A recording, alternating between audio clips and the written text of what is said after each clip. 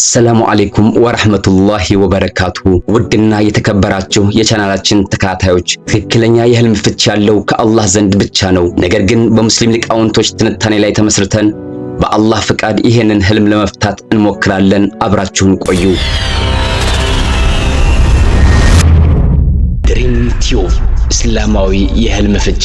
ኢማም ኢብን ሲሪንና በሌሎችም የኢስላም ሊቃውንት ህልም አፈታት መሰረት እርቃንነት ሁለት ተቃራኒ ትርጉሞችን ይይዛል። አንደኛው መጥፎና የማስጠንቀቂያ መልእክት እየተላለፈልን መሆኑን የሚያሳየን ሲሆን፣ ሁለተኛው ደግሞ መልካምና የብስራት መልእክት እየተላለፈልን መሆኑን ያመላክተናል። ሁሉንም በዝርዝር ለማየት እንሞክራለን። በአብዛኛው እርቃንነት የሚከተሉትን መጥፎ መልእክቶችን ሊያመላክት ይችላል። የሚስጥር መጋለጥና ውርደትን። አንድ ሰው በህልሙ በሰዎች ፊት እርቃኑን ሆኖ ካየና ከፍተኛ ሀፍረት ከተሰማው ሲሸሽገው የነበረ ትልቅ ሚስጥር ወይም ኃጢአት በሰዎች ፊት ተጋልጦ ውርደት ሊደርስበት እንደሚችል ያሳያል። ከስልጣን ወይም ከስራ መወገድን። አንድ ባለስልጣን ወይም ሰራተኛ በህልሙ እርቃኑን ሆኖ ካየ ስልጣኑን ወይም ስራውን ሊያጣ እንደሚችል ምልክት ነው። ስራና ስልጣን ለአንድ ሰው ልክ እንደ ልብሱ የክብሩ መሸፈኛ ናቸውና። የገንዘብ ኪሳራና ድህነትን።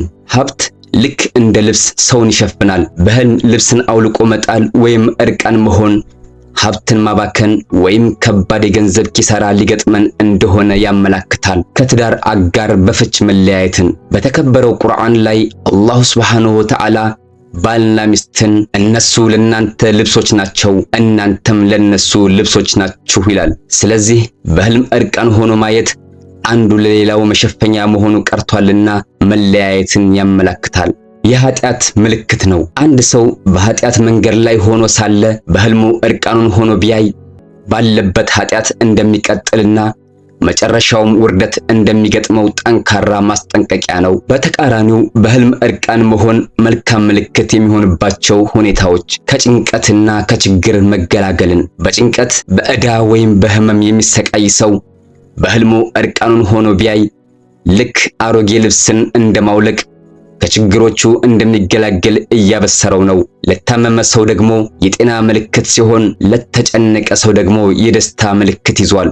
ተቀባይነት ያለው ንስሐ ማድረጉን። አንድ በሰራው ኃጢአት የሚጸጸት ሰው በህልሙ እርቃኑን ሆኖ ቢያይ ከኃጢአቱ እንደጸዳና ንስሐውም ተቀባይነት እንዳገኘ ያመላክታል። የመንፈሳዊ ንጽህናና ቅንነትን።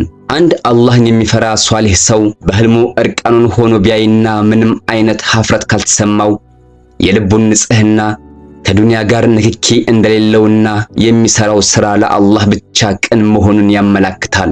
ሐጅ ማድረግን ያመላክታል። አንድ ሰው በመስጂድ ውስጥ ወይም በአረፋ ተራራ ላይ እርቃኑን ሆኖ በህልሙ ቢያይ አላህ ቢፈቅድ የሐጅ ስነ ስርዓትን እንደሚፈጽም ሊያመላክት ይችላል። እንግዲህ የዚህ ህልም መፍቻ ቁልፍ ያለው በራሳችን ማንነት ላይ ነው። ይህን ህልም ካየን ራሳችንን መጠየቅ ይኖርብናል። አሁን ያለንበት ህይወት ምን ይመስላል? ከአላህ ጋር ያለን ግንኙነት ጠንካራ ነው ወይስ ደካማ? የምንደብቀው ኃጢአት ካለን ህልሙ ማስጠንቀቂያ ሊሆን ይችላል። በከባድ ጭንቀት ውስጥ ካለን ደግሞ ህልሙ የብስራት ምልክት ሊሆን ይችላል። አላህ የበለጠ ያውቃል። አላሁ አዕለም።